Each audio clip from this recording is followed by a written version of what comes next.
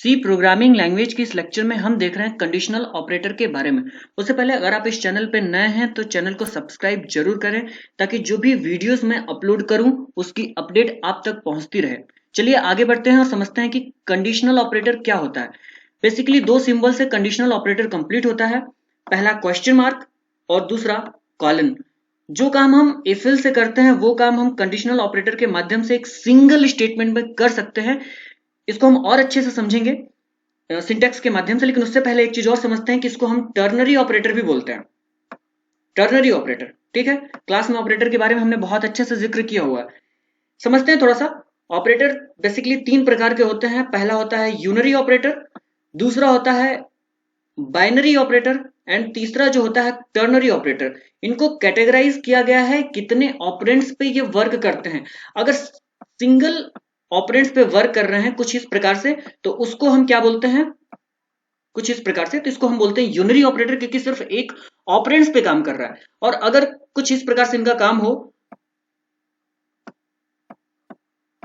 दो ऑपरेंड्स पे अगर वर्क करें तो इनको हम बोलेंगे क्या, उस टाइप के ऑपरेटर को हम बोलेंगे बाइनरी ऑपरेटर। अगर दो ऑपरेंड्स पे वर्क कर रहा है और तीन ऑपरेंड्स पे वर्क करे तो हम उसको बोलेंगे टर्नरी ऑपरेटर, ठीक है, जो हम कंडीशनल ऑपरेटर को बोलते हैं। ये जो कंडीशनल ऑपरेटर है ना, ये कंट्रोल स्टेटमेंट के अंतर्गत आता है, क्योंकि मैंने अभी बताया ना कि जो काम इफ इल से करते हैं वो काम हम कंडीशनल ऑपरेटर से सिंगल स्टेटमेंट में कर सकते हैं। तो ये कंट्रोल स्टेटमेंट के अंतर्गत भी आता है, ठीक है।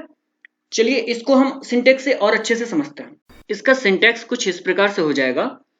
क्वेश्चन मार्क से पहले हम कोई सी कंडीशन दे देंगे या फिर ये कहें कि कोई सा एक्सप्रेशन दे देंगे, और क्वेश्चन मार्क के बाद स्टेटमेंट 1 या फिर कंडीशन 1, फिर कॉलन स्टेटमेंट 2 या फिर कंडीशन 2। देखो कंडीशन में इसलिए बोल रहा हूं क्योंकि किसी किसी सिंटेक्स में यहां पर कंडीशन 1, कंडीशन 2, कंडीशन 3 दे रखा है, तो कंफ्यूज नहीं होना है, ठीक है, बात बराबर है।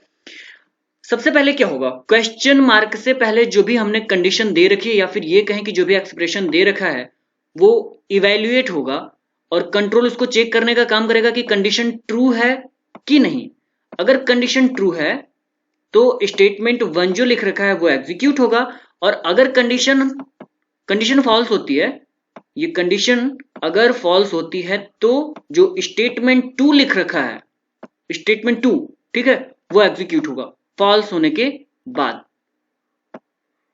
स्टेटमेंट के बाद यहां पे हम सेमीकोलन का यूज नहीं करेंगे। मैंने बताया था कंट्रोल स्टेटमेंट के पहले लेक्चर में कि स्टेटमेंट के बाद हमेशा सेमीकोलन का यूज करते हैं, लेकिन यहां पे कॉलन लगा रहे हैं हम, यहां पे हम सेमीकोलन का यूज नहीं करेंगे, ठीक है। एक क्वेश्चन अराइज होता है कि कहां पर प्रिंट एफ के बाद ये सेमीकोलन का यूज नहीं करते हैं, तो आंसर ये हो जाएगा कंडीशनल ऑपरेटर में हम सेमीकोलन का यूज नहीं करते हैं प्रिंट एफ के बाद, ठीक है। स्टेटमेंट 1 अगर लिख रहे हैं तो स्टेटमेंट 1 की जगह पे अगर प्रिंट एफ लिख रहे हैं तो वहां पे हम उसके बाद सेमीकोलन का यूज नहीं करेंगे, ठीक है। थोड़ा इसको और समझते हैं अच्छे से। इसका काम एक और होता है कुछ सेलेक्ट करना और असाइन करना, ठीक है। सपोज हमने तीन वेरिएबल डिक्लेयर कर लिए इंटीजर टाइप के, रिजल्ट ए और बी, ठीक है, और इस प्रकार से कुछ हमने लिख दिया, क्या, रिजल्ट में असाइन करना है, ठीक है। थोड़ा सा अच्छे से समझना इसको। क्वेश्चन मार्क से पहले अपन ने बताया कि जो भी कंडीशन दे देते हैं वो चेक होती है, ठीक है, चेक हो गई। अगर ये कंडीशन ट्रू होती है तो ए सेलेक्ट होगा, ठीक है, ए सेलेक्ट होता है ट्रू होने के बाद। अगर ये कंडीशन फॉल्स होती है तो बी सेलेक्ट होगा, ठीक है, फॉल्स होने के बाद। फॉल्स होती है तो ये बी सेलेक्ट होगा, ठीक है, और अगर ट्रू होती है तो ए सेलेक्ट होगा। और असाइन किस में हो जाएगा, रिजल्ट में। नहीं समझ में आया, फिर से समझना। देखो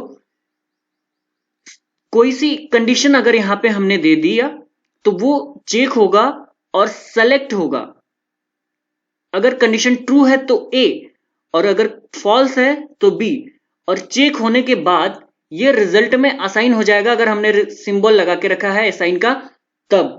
मतलब कि जो कंडीशनल ऑपरेटर का काम होता है वो ये भी होता है सेलेक्ट करना और असाइन करना। ठीक है, आई होप इसका जो सिंटेक्स है और इसका जो वर्क है वो समझ में आया होगा। आगे बढ़ते हैं और एक एग्जांपल से समझते हैं जिससे और बेहतर तरीके से क्लियर हो सकेगा कंडीशनल ऑपरेटर। एक चीज और समझना एग्जांपल से पहले कि अगर हम यहाँ पे इफ इल्स का यूज करते कंडीशन को चेक करने के लिए तो हम क्या करते, इफ के बाद कोई सी कंडीशन देते। ठीक है, जो यहाँ पे एग्जाम्पल के लिए दिया है हमने, suppose A is greater than B. ठीक है, ये कंडीशन दे देते हैं हम सपोज, और अगर ये कंडीशन ट्रू होती तो हम क्या बोलते, ए को प्रिंट करो। ठीक है, print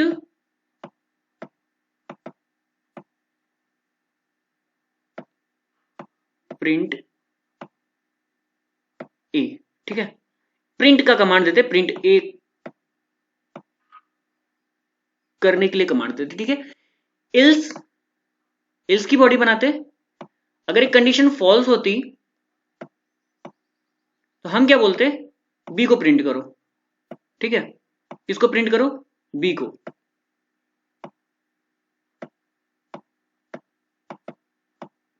print B, print F का कमांड देते प्रिंट करने के लिए। ठीक है, मैं इसको समझने के लिए बस इतना बता रहा हूं शॉर्टकट में। ठीक है, बॉडी क्लोज कर दी। देखो इफ और इल्स का यूज करते तो कुछ इस प्रकार से बनाते, लेकिन यहां पे हम सिंगल स्टेटमेंट में क्या कर सकते हैं, कंडीशन दे दिए एक्सप्रेशन की जगह पे ए इज ग्रेटर देन बी। ठीक है, यहां पे दे दिए, और यहां पे कमांड दे दिए क्या, प्रिंट ए कॉलन प्रिंट बी।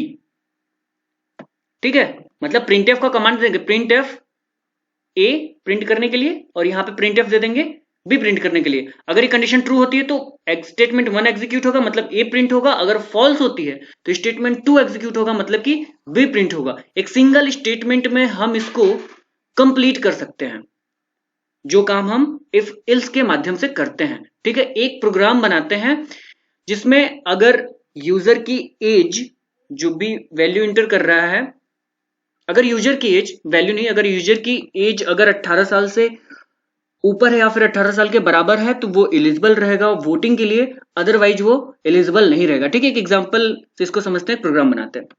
ठीक है, इसको एक प्रोग्राम से समझते हैं। हमने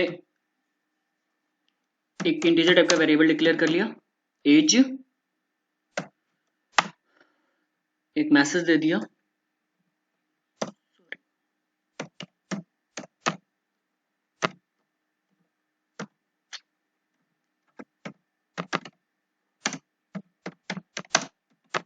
enter your age।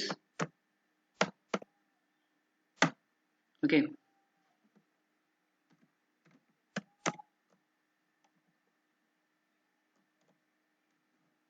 User input करवा लेते हैं %d comma address of as.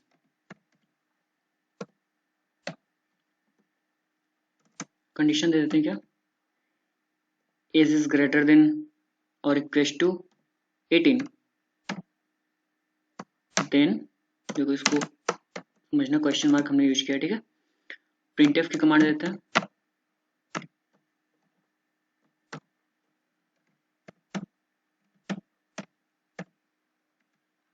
Eligible for voting.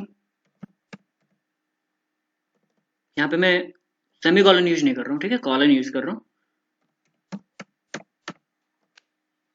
Print F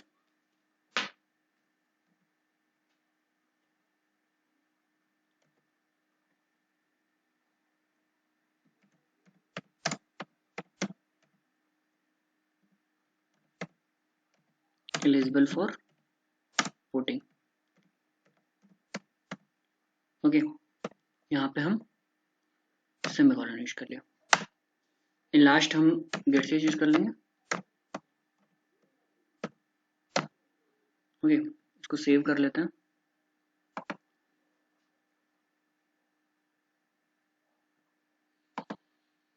हमने एज कर दिया 19, एलिजिबल फॉर वोटिंग। ओके, हमने दूसरा जो वैल्यू दिया हमने 18 दे दिया, एलिजिबल फॉर वोटिंग।